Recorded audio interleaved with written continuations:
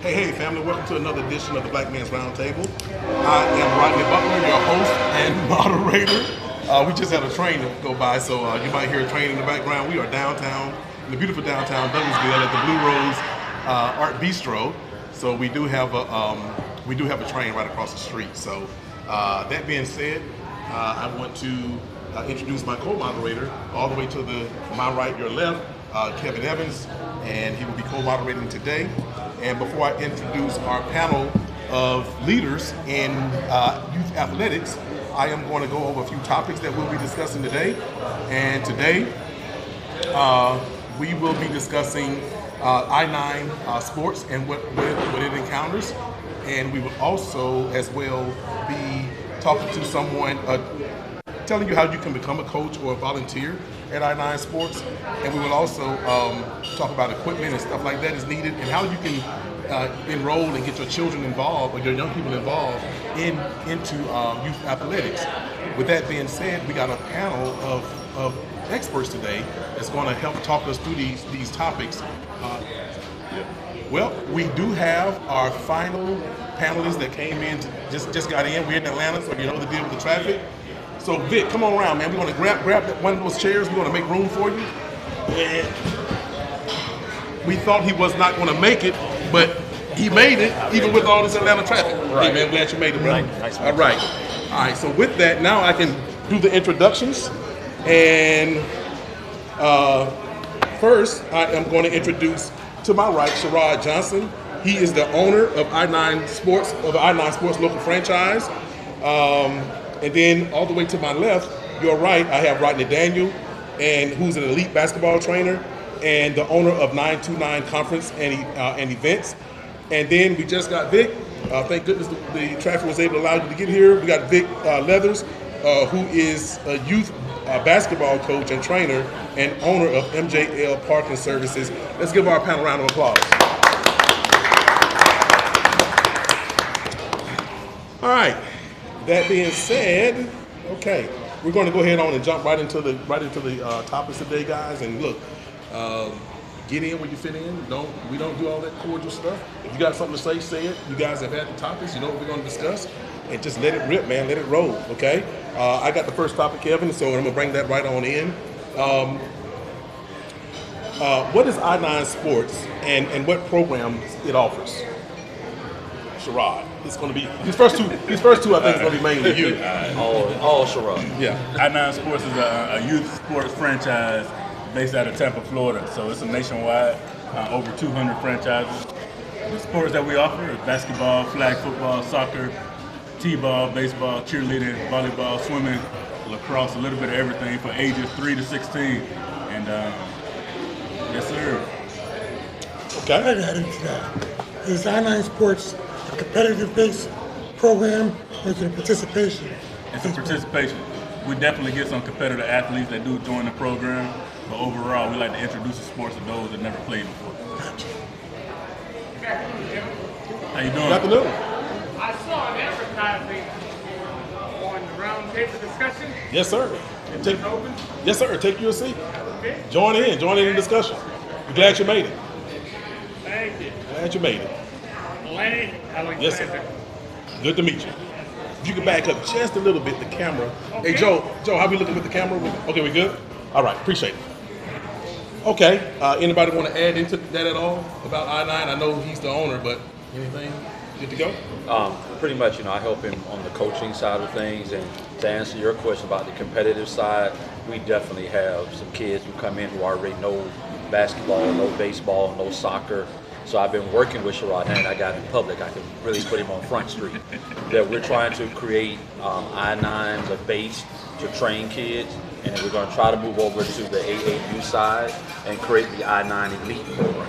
And that'll kind of keep that I-9 program growing and kind of make it a funnel for the AAU side of things. Because when I grew up, we had Pop Warner. Yes. It was local based.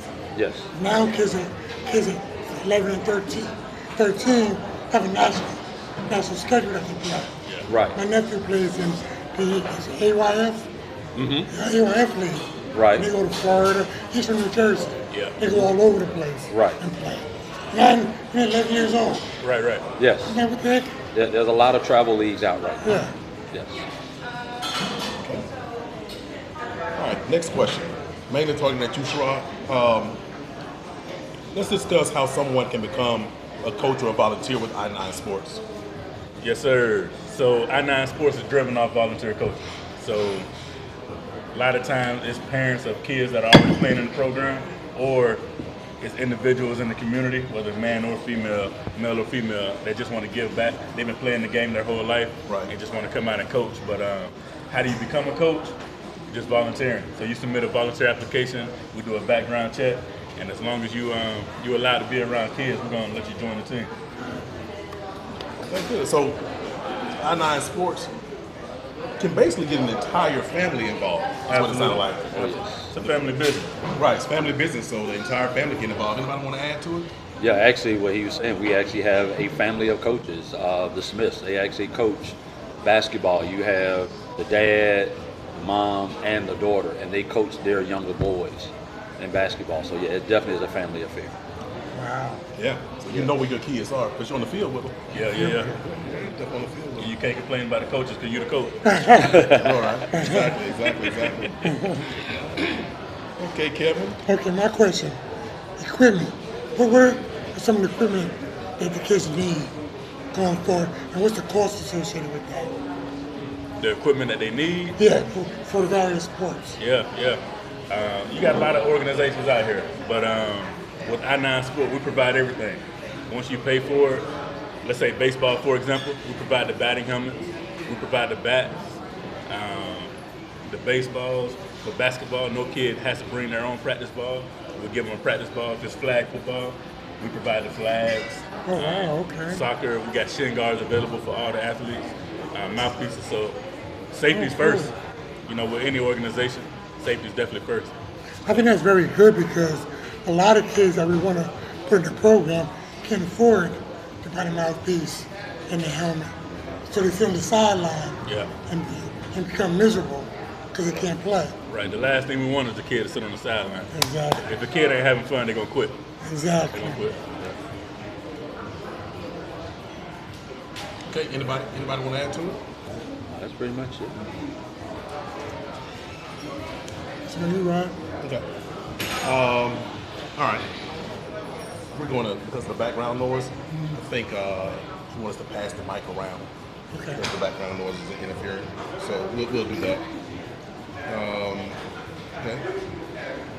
Now, this is open to everybody. Values.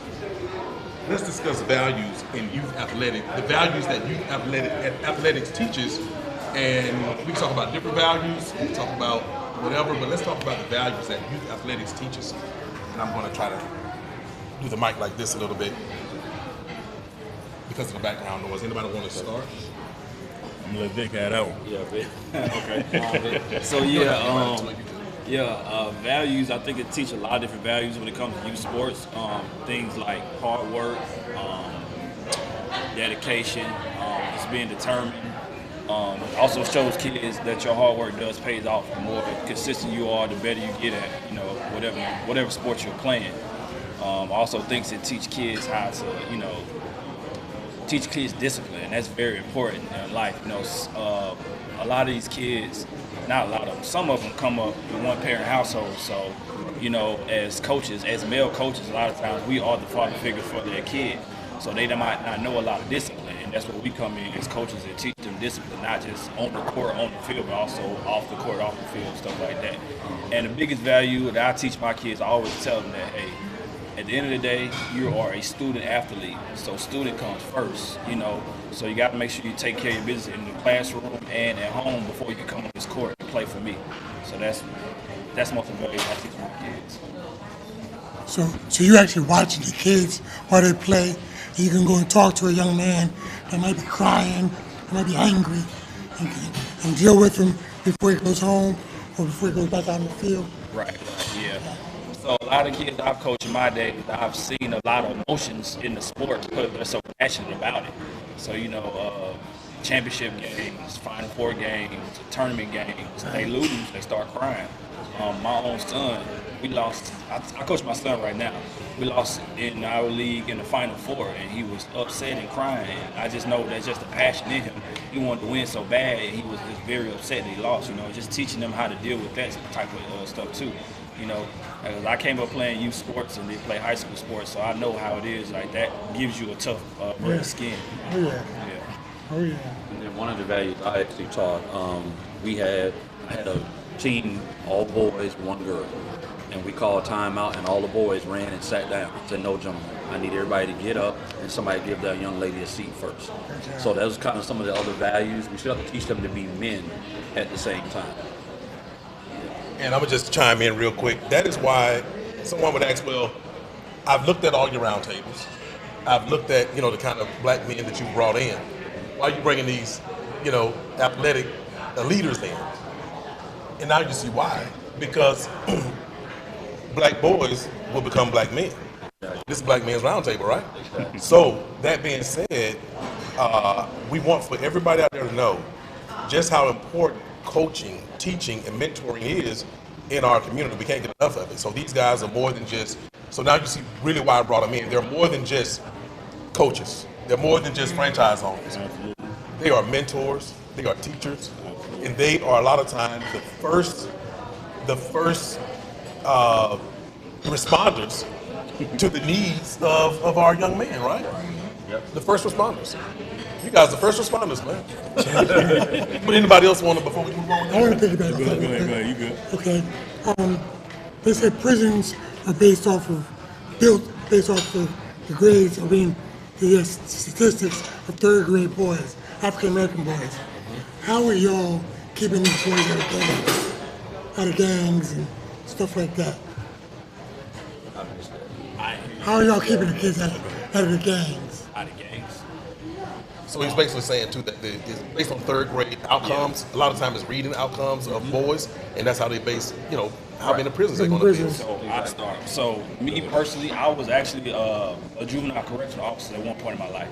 So I'd seen the kids from the youngest kid we probably had was like 13, 14 to like 17, and I seen what the system did to them, and so I take that and I tell my kids to this day, like, hey man, I've seen this. I've seen kids in the prison system that's probably never getting out, what I'm saying, what it does to their life. And someone that I know that got out end up going back, because a lot of times that it's like a repeat cycle when they go into the prison system. Like it's a crazy repeat cycle. Like they treat you, some of those kids were treated better in the prison system than they were at home, even if they had a home.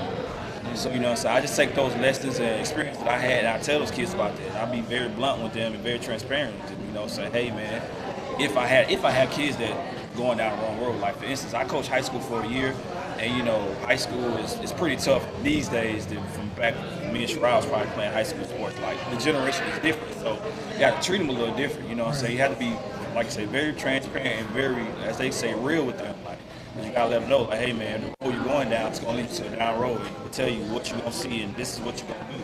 So I just try to, like I said, take those experience and let them know this is what's gonna happen if you don't correct yourself. Man, it's hard to keep kids out of the system. The best we can do, sports get their attention. Sports bring the world together, but once you have their attention, you just got to keep them busy. Continue to set the example. Once you get them up under your arm and you walk the path, you just show them the right way, you just hope that they kind of follow you. But if you're doing the right thing, and at the same time, you ain't always being too hard on them either. You got to show them some loving as well, because that's what they need. But going back to value and kind of tying it back to I-9 Sports, every single week we teach a different value. It's bigger than sport. We love sport. We grew up off sport. We grew up competitive. But in order to keep them out of the system, we got to teach them life values.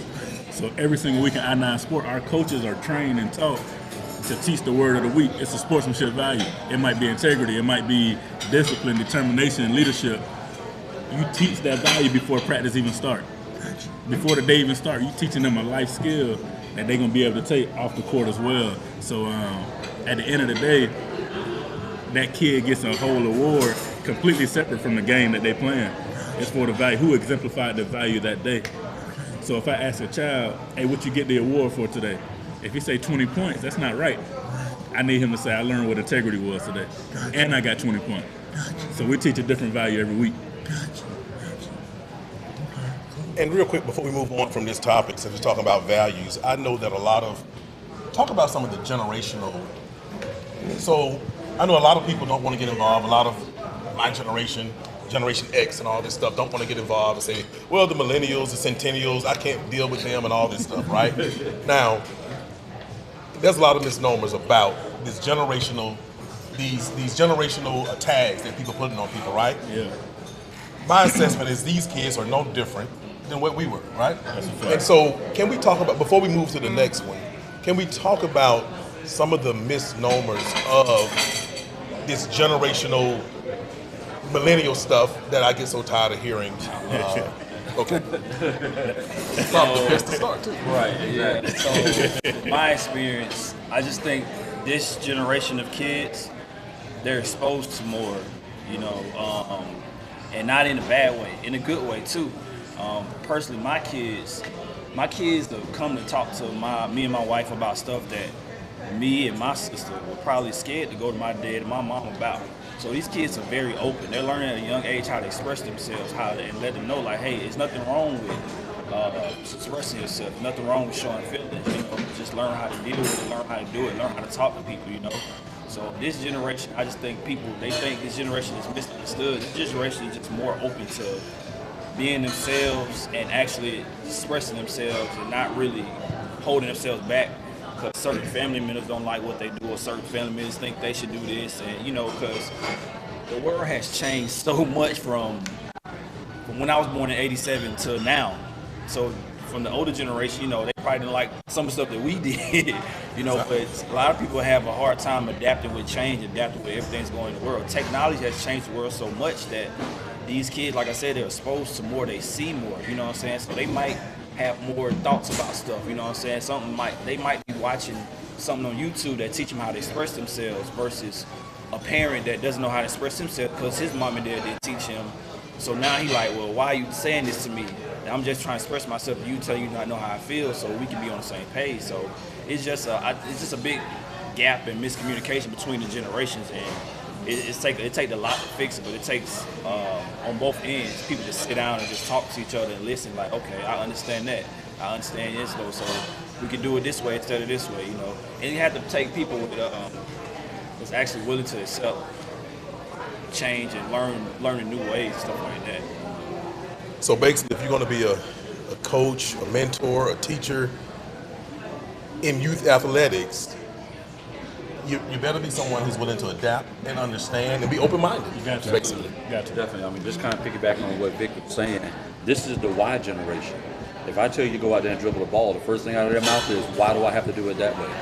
You have to explain everything to this generation. They're not going to do it because you said do it. You got to explain to them why you need them to do it. And once they get the concept, they flow with it. But yeah, this is definitely, to me, it's the why generation. Everything is questioned.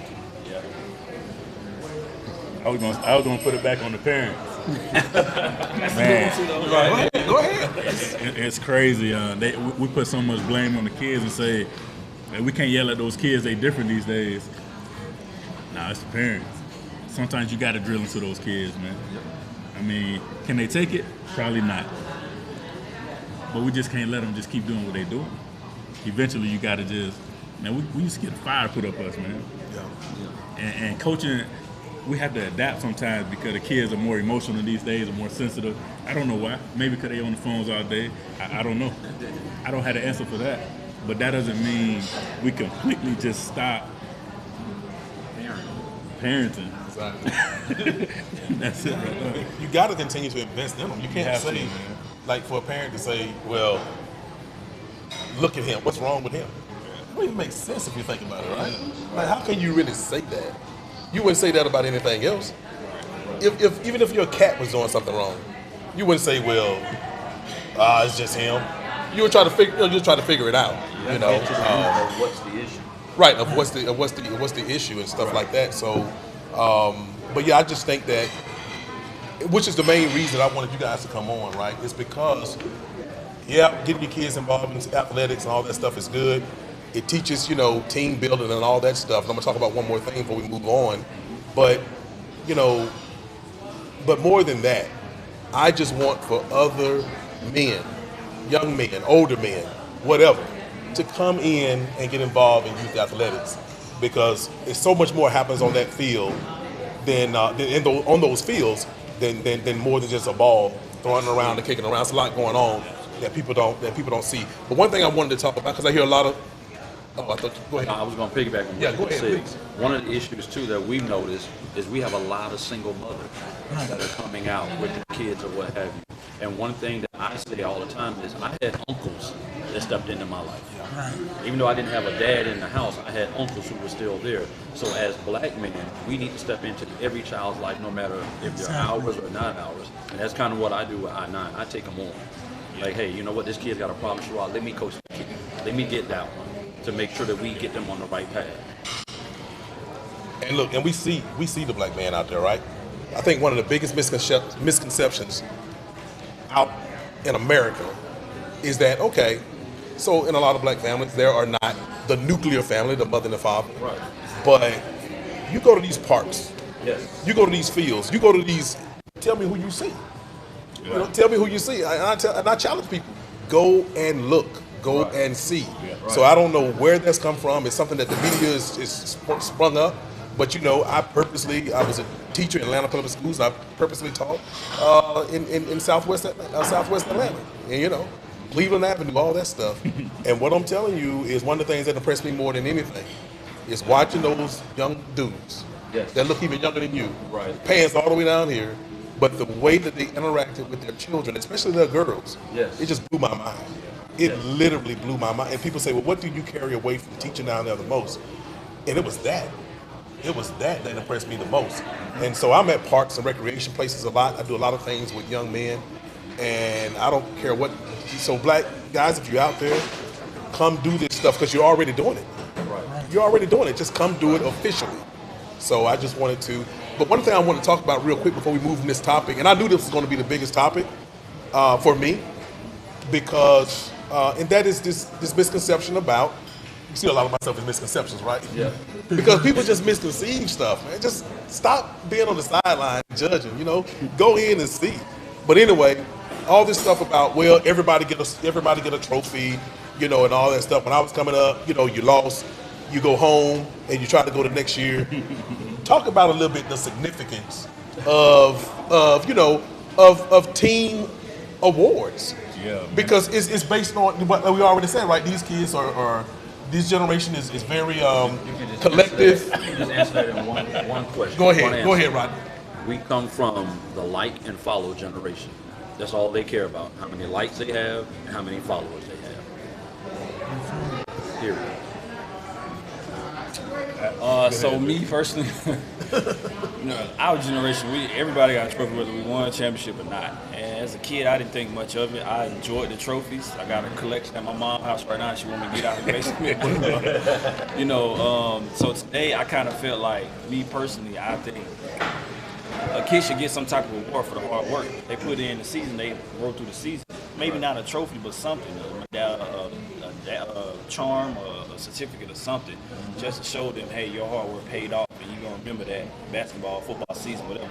Remember trying hard and you completed that season. You completed something. At the end of the school year, you get something saying you completed, so why not get something for that season that you completed? Yep. Straight from a millennial's mouth. Look, he's up here, right? Yeah, right. So it don't bother them. No, it doesn't bother them. He's up here helping the next generation of centennials or whatever you want to call them. So, and we get that question a lot, man. Every kid get a trophy, man. You have to acknowledge what they do. You can't play you can, but there's different leagues that do different things. Like, you got AAU and club. We don't try to compare ourselves to any of them. We really don't. But you got winners and you got losers. But our job is not my job is not to teach a child how to lose, because in life they're going to learn how to lose. That's not my job, to teach them like what it feels like to get blown out. So in I-9, every single person gets a trophy, whether they win or lose. Now, we actually award the first place with an additional medallion to say first place, but every child's gonna get a trophy. to show their accomplishment for the season. So Because even in them 7 weeks, they're putting in work. they put in work. You know what I'm saying? They need to be recognized. Reward, because what I've learned from coaching these children is if you don't give them something, they walk away from it. They're like, well, I did all that work and I didn't get anything. Why am I even out there? And the average person ain't gonna win number one. Right. The average kid. So just imagine you go 3 years putting in hard work, practice, and you don't get anything. You're gonna say, why am I doing it? You're gonna quit. Right. You're gonna quit. You ain't working for nothing. People walk away from corporate America because they didn't get a raise Right. or a bonus. That's what You raise your hand. That's what I did. But, well, and on another tip, you know, you have I don't know how many schools in the NCAA, 130, 40 something NCAA schools. You know, most of these athletes, even in NCAA schools, man, they're going to work here. You know what I'm saying? They're not going into the whatever perspective, you know, next level. So we have to groom them for something more than just sports, you know. And so I think that's what you guys are really doing, and that's the whole model of the I-9 Sports. And so I let people know that there are other franchises and stuff outside of Douglas County, and for those people who are outside of Douglas County, if they're watching this, I told them check into your local area, because I know you service. We're going to talk about that at the end. We know the area that you service, but I told them I think the model for I-9 Sports is good for not only the athleticism of what we're trying to do, but also for our young men. You know, and we're specifically talking about, you know, black young men right now, but I-9 Sports is everybody, so we'll get to that at the end. Now, So, is I-9 handicap accessible? Yes, sir. Okay. We Can I talk about that? can. We welcome everyone. So as long as you have an interest to play the game, we're gonna teach you how to play the sport.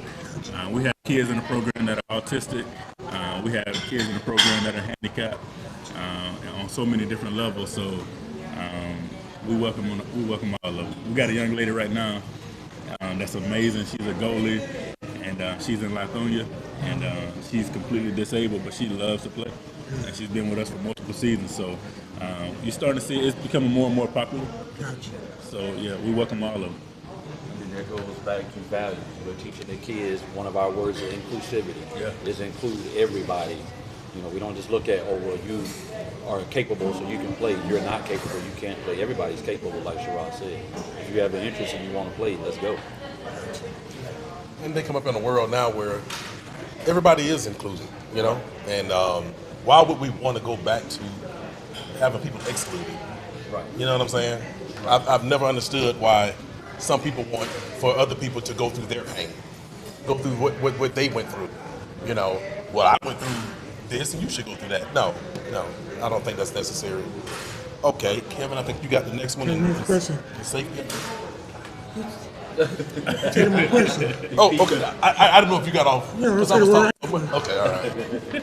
We're talking about safety in youth sports. What kind of safety protocols do you put in? Yeah. So every coach outside, earlier I mentioned they do a volunteer application background check, but we also have certifications and training sponsored by Nike and other organizations. But coaches are taught how to monitor kids. They collide on the field, collide on the court, how to monitor.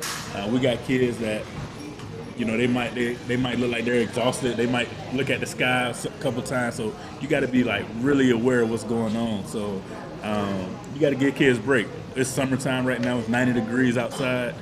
So even though you get 2 timeouts in a game, sometimes communication with referees and coaches, you got to say, hey, get them an extra timeout just so they can take a break. Get them a break, substitute. So a lot of things go into being safe. That's one of our number one priorities, safety in youth sports. So every child at I-9 Sports is covered under the insurance, but being safe out there on the field is real key. Yeah. And then also, you know, I'm first responder certified.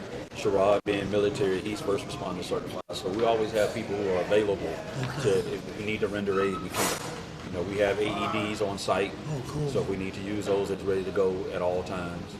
So safety is definitely number one. And that's what I was going to ask. Was there any specific safety certifications like the defibrillators and all that kind of stuff that's mandated, or? I'm not gonna say it's mandated, but we make sure every facility we use Gotcha. is accessible. We got access to it. Gotcha.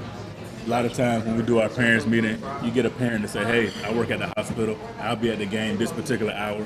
You know, we get a lot of things like that. So we're ready for a lot of occasions. Okay. And then also, you know, we're into the Georgia summer now, so our biggest thing is hydrate. You know, these kids run around drinking these juices and sodas, and they get on the field, and they can barely run up and down the field or up and down the court. So water. Right. Yep. Safety is huge. Yes.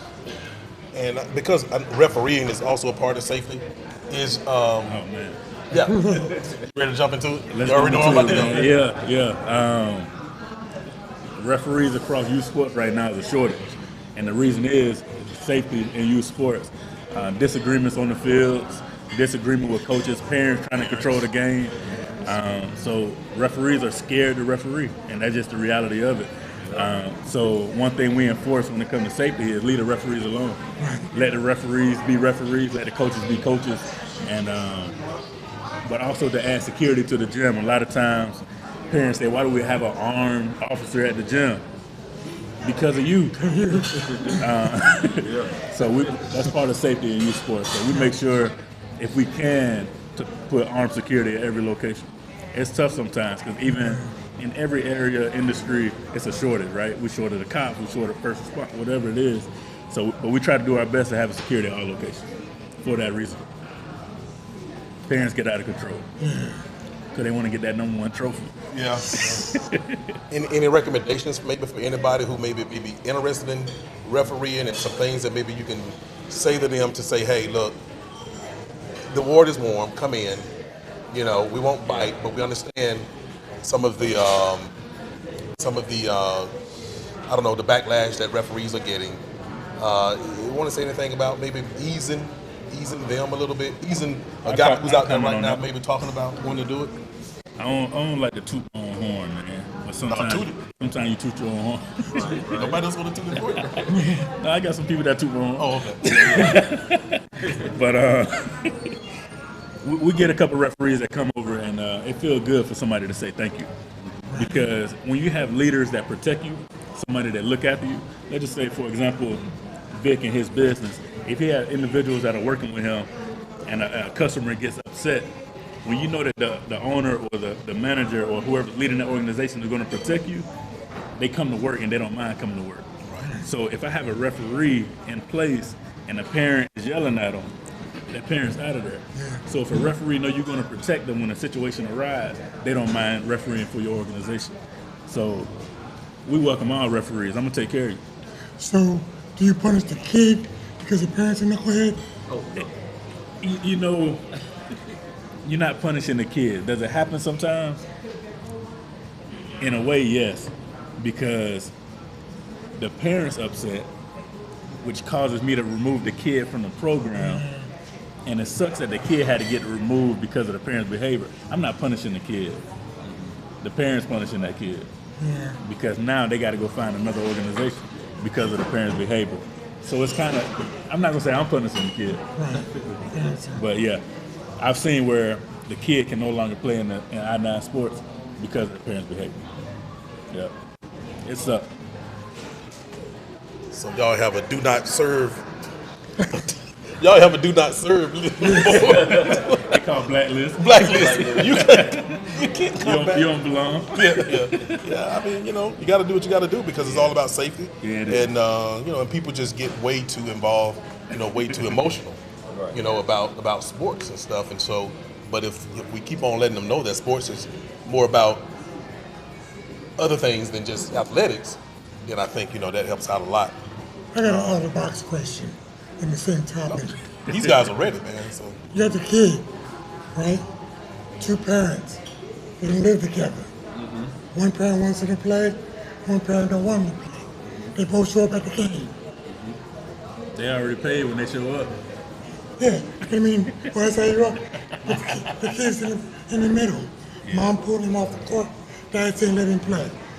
So now you got to pull the parents. Do y'all pull the parents to the side and kind of talk with them? How do y'all handle that? Yeah, I personally haven't been faced with that situation. It's coming. If it's coming, I'm going to ask Rodney to step in. Hey, Rodney, how you gonna do it, Rodney? You got a whole scenario, but camera ready. We've had it a very slight bit happen. Mom wanted him to play soccer. Dad wanted him to play basketball. Right. But then when you assess the child's athletic ability, go put him in baseball. And technically, that's just me finding a neutral spot. I'm not agreeing with that. I'm not agreeing with Mom. Right. Put him in baseball. That gives it a whole nother. Exactly. Gotcha. I just become neutral on it. Okay. Or my favorite, I just send everybody to soccer. So one of the things that, because we moving quickly, and I like that because you guys are just spitting out the answers or the top of the discussion. Is I want you to think about, one of the last things I want to ask you is to look in the camera and actually tell parents, encourage parents. Just say a word or two to encourage parents to come out and get their kids involved in youth athletics. Maybe some of the, like I said, maybe some of the misnomers, the misconceptions, and just let them know, that they need to get involved, why they need to get involved, and how they can get involved. Before we. So it's not a topic, but I want to put that in there because I think it's important. So, but we will go ahead on and move to the last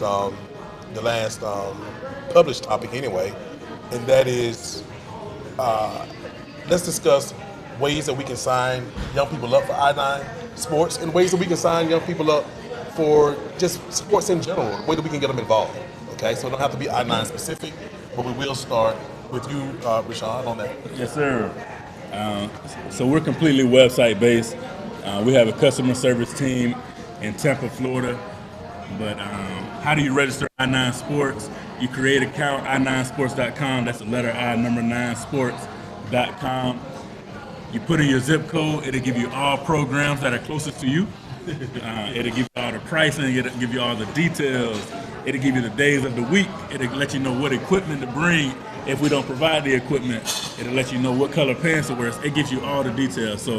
But if you don't have time to do it yourself, we got a customer service team right here in Douglasville, 770-892-9461. That's 770-892-9461. A customer service team, 24 hours a day, that's ready to answer all your questions. But why do you need to get involved in sports in our communities? It's important for your child to stay active. If you say, hey, my child has a program on Tuesday, then we have a program on Thursday for your child. If you're busy on Thursday, you don't get off work, then we have a program on Saturday for you. So I9 Sports is developed, it's convenient for your family, it's a one-day-a-week commitment, and we have something every day of the week to fit your schedule. So any sport, any age, if your child's outgrown the program, then we'll put them to work, they can come to work. I don't care if they're 17 years old, 18 years old, we'll get them involved as long as they're not sitting at home with an idle mind. Because when you have an idle mind, you start making wrong decisions. So definitely come out to I9 Sports, put your child in, let's get active. I know he said a lot, but Oh, he said it all. he said it all. That's how to get into I-9 across the board. Is there any financial aid or any scholarships? We do have scholarships available. Okay. You call the same customer service number. The scholarships are a little bit competitive, but we do have scholarships available. Those families that cannot afford the one-time upfront payment, they can send me an email directly, sherrod.johnson@I9 Sports. We'll make sure we get the child involved. We got ways to make sure they're active. I'll speak about other athletic programs. I actually coach in the city of South Fulton. I've been coaching since 2013. They have all athletics, baseball, football, soccer, hockey. Not hockey, they don't have hockey, basketball. Hockey probably be coming soon though, but I encourage parents, you can look on the website, the cityofsouthfulton.gov, and you can look up any sport, with whatever sport this season, they'll have registration on there. You can also visit your local recreational center and just speak to one of the coaches there, and they'll give you more information. You also have programs like the YMCA. YMCA has a lot of athletic programs as well.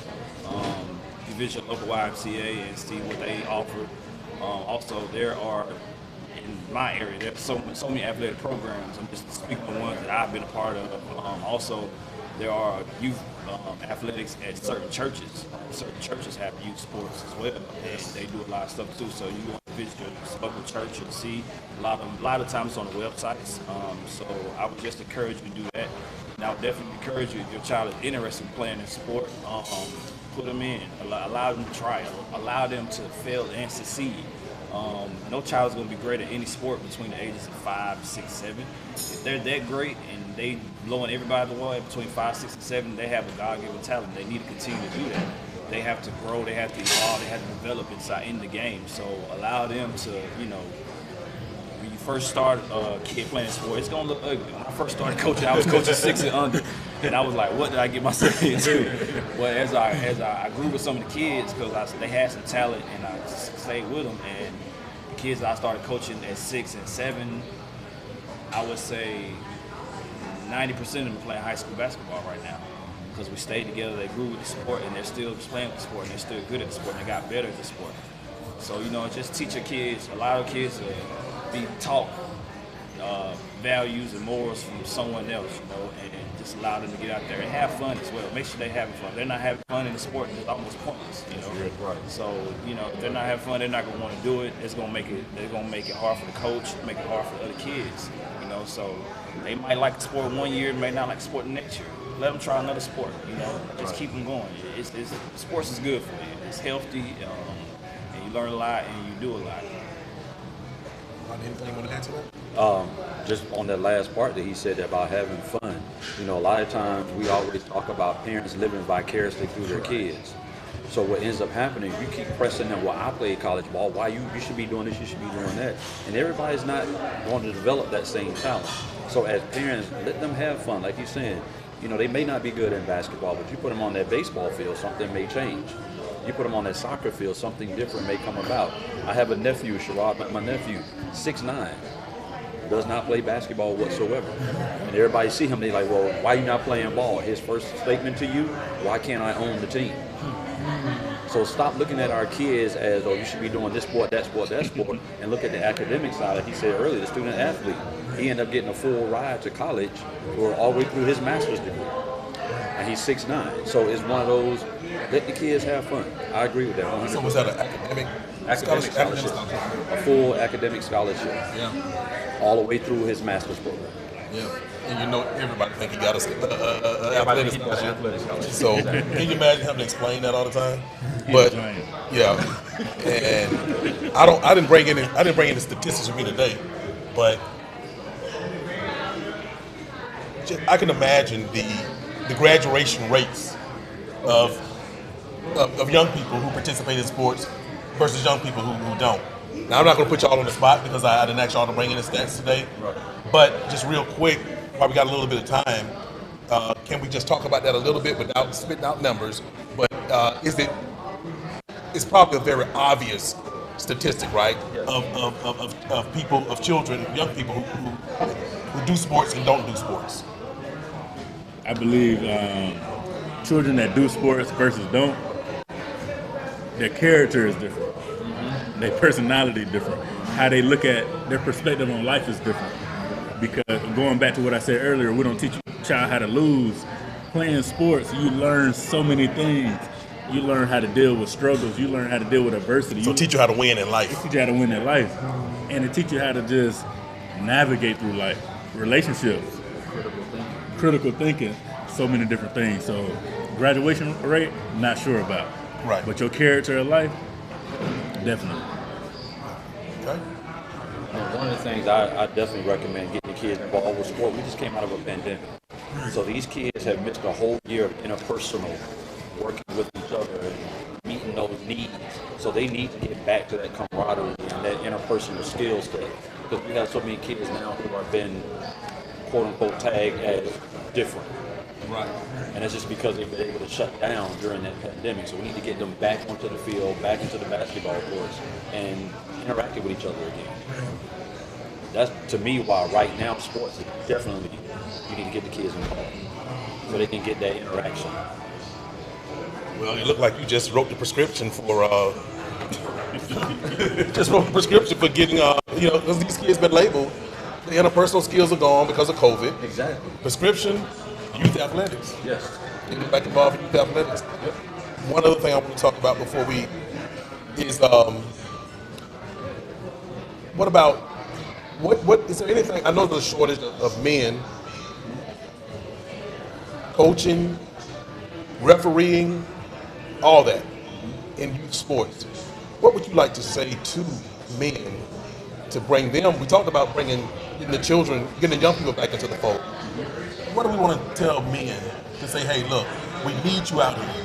This is your plea, because I know y'all need people. Yeah. This is your plea. What would you like? How would you like make your case to get men back into the fold of youth athletics? We'll start with Rodney and then we'll come around.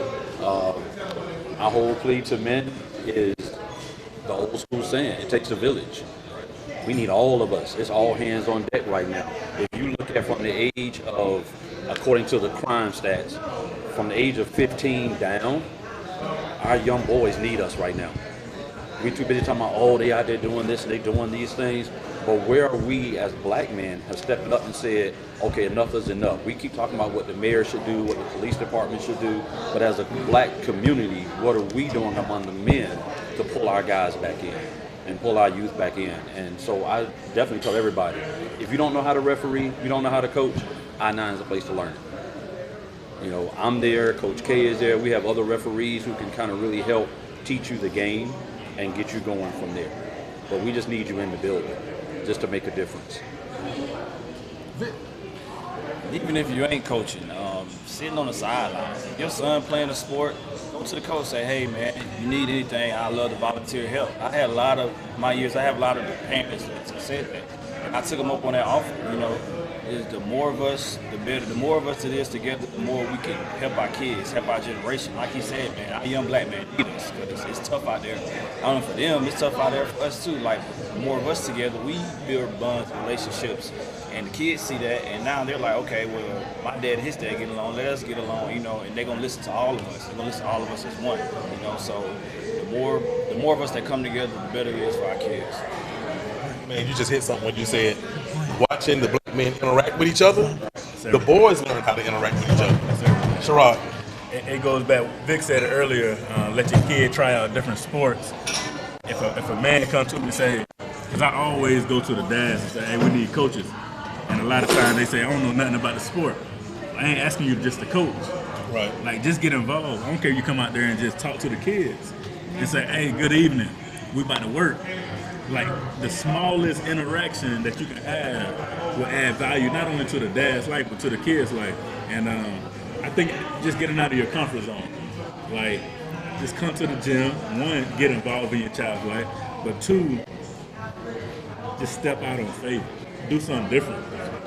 Do something different. And once they come out, once they give it a try, then you can't get them off the court. You can't get them off the court. So once they get out, if we can encourage them to get out there and not give them a title, because you give them a title, say, hey, come be a coach, they're not going to, a lot of times they're not going to do it. Right. Just say, hey, come out here and just join us, what we're doing. Hey, bring the water. Hey, just be over here on the sideline with me, just stand with me. Eventually, they're going to grasp to it, and then they'll be all in. So I challenge everybody to step out of their comfort zone. And coaching, we're making a difference and an impact in these kids' life every day. Every day. That's why I wanted you guys on.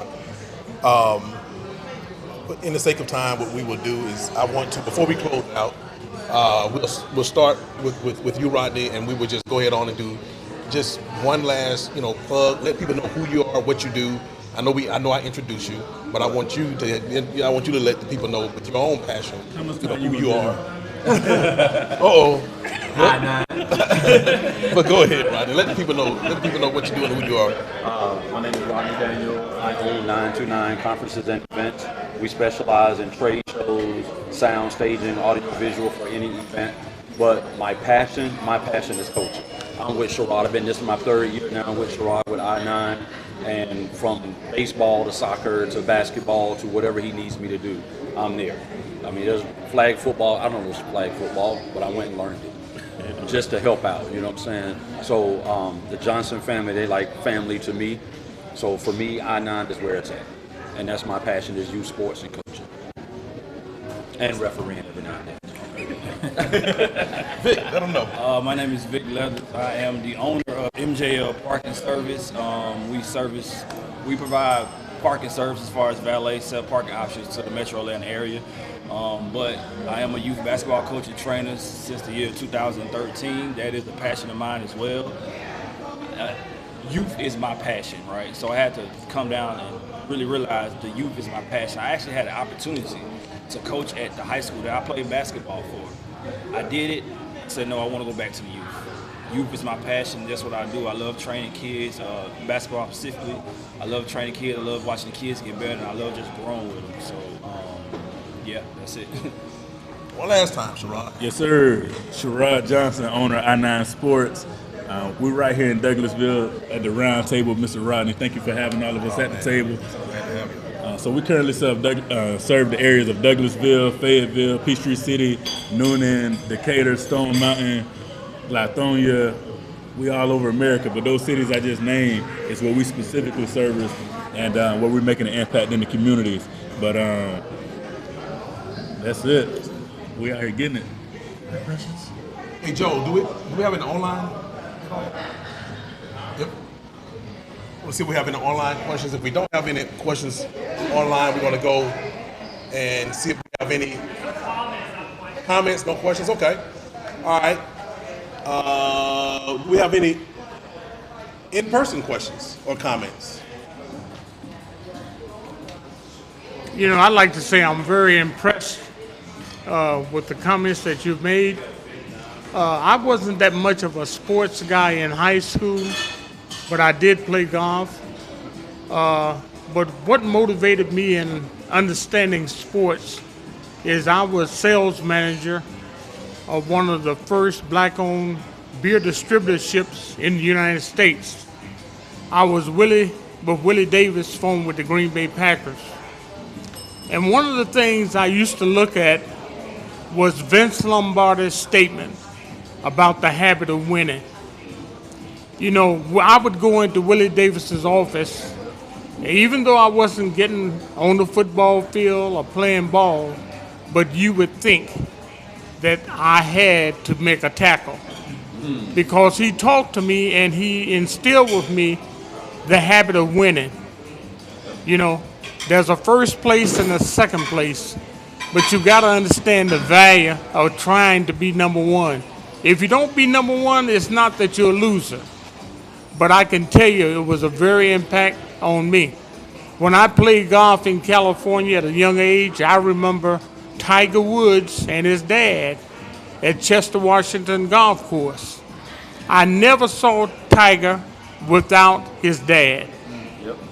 And I'm telling you, you know, sometimes in sports what I recognize is you all take these kids year in and year out, and you take them right back to the basics. I remember Vince Lombardi saying to the Green Bay Packers, we're going back to the basics. This is a football. Inevitably, somebody said, you're going too fast, coach. No, but really, I'm 82 years old. Been living in Douglasville since I left California. And I was a school bus driver for the past 8 years. Let me tell you something. On my buses, the problem existed with 15% of the kids. We got some kids out there that's really zooming. And what I see in you all is that respect is earned. It doesn't come as a gift. And if you put forth those same efforts on the field, you're going to win. The thing that disturbs me sometimes is parents are your biggest problem sometimes. I mean, you know, they just, I mean, I go to some games and I just can't believe the statements that they're making. And really, they're hurting their kids. You know, they're keeping them off that home run base.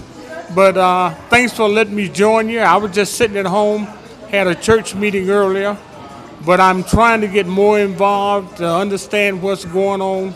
At 82, trying to get more involved. No excuses for nobody else. Yeah, but I can tell you, my theory is if I can help somebody as I pass along the way, my living will not be in vain. Yes, sir.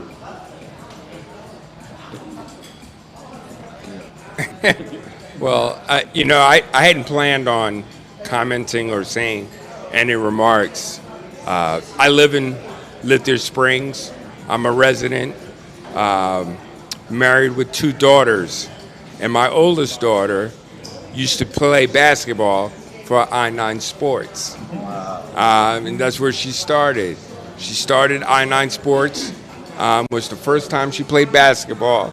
I remember she played in Douglasville, games over at Jesse Davis over there. And like everything y'all said, teamwork. It got her from there to AAU, where she played, AAU. And it got her there to a point where she played in high school for Douglas County High School. And at that point, we decided, are we going athletic or are we going academic? Okay. And you make the decision, and we'll support the right decision. Right. She went academic. And by the grace of God, she pounded the pavement, became part of a program, with the Veritas School of Social Sciences. And as part of the program, academically, the founder is a guy named Brandon P. Fleming.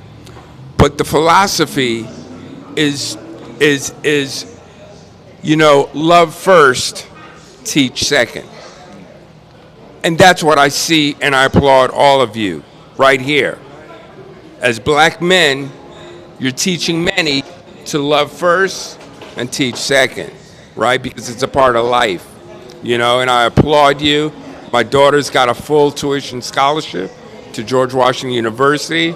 I'm really proud of her, and it's because we were part of their lives, like a dad, being part of their lives.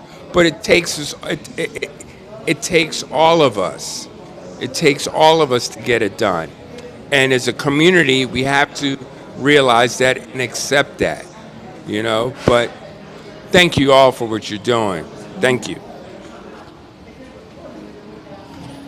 Thank you very much. I'd like to echo some of the things that both of these fellows have said today. I think the most important thing that we as men need to do, is be fathers, be better fathers. I retired from IBM about 15 years ago, and I moved here to Douglas County and been here all that time. I enjoy what I do here, and but I'm going to get him back to I have a daughter like you, and she went to college at Washington University in St. Louis, and then she went to Texas and to med school. Now she's a pediatrician in Houston, Texas, and I'm very proud of her as well. And I don't believe it's everything that I did, but a lot of things I did do. I made some mistakes, but I corrected some. But then again, let me say again, we need to be better fathers. That's about all I have to say. Thank you very much. All right. One other thing I want to add too is my number one salespeople were sports people. My number one influencers were sports people. Vic already knew you was going to say that. He took the words right out of your And mouth. I mean, it's just sometimes you don't see it that way. But I remember names like Jimmy Smith in Los Angeles. Some of these guys would play competitive sports, and when it would come down to competing with other distributors, we didn't plan to lose. We planned to win. And if you strategically do things right, it's going to happen over and over. You're going to lose sometimes, but bottom line, you will win. My daughters had different sports. One, she liked to ski. It would break me dollar-wise. I had another one that liked to surf, But sports made them. One's a doctor, one's an IT engineer, and one's a manager for workers' comp companies.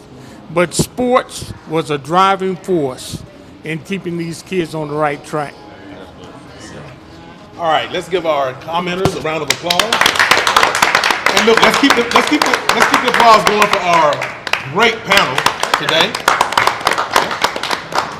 And I got a couple of shout outs we need to send out. I want to shout out Corey Coco Brother Condre for taking care of us on the radio at 104.5 locally and online at radiocondre.com.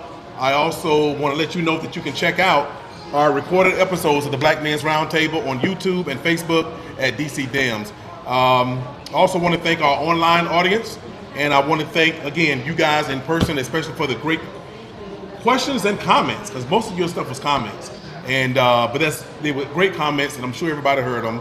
And on behalf of my co-moderator, Kevin Evans, I thank you for being here, and we want to give one last shout out and one last thank to the Blue Rose. I want to apologize first if we had any audio issues, because this is our first time shooting at the Blue Rose Art Bistro. But we might have to make some adjustments because there's a lot of people, there's a lot of eating going on. But however, so I apologize for any audio issues. But with that, I definitely want to give Blue Rose Art Bistro and Cafe, Art Bistro a round of applause, and the wonderful staff. We thank you, and we look forward to working with you guys and doing this and making the adjustments that we need to make. Stay woke, stay alive. Thank you. Thank you. All right, guys, appreciate it. Thank you, man. Hey, you said it was Yes, sir. Good job.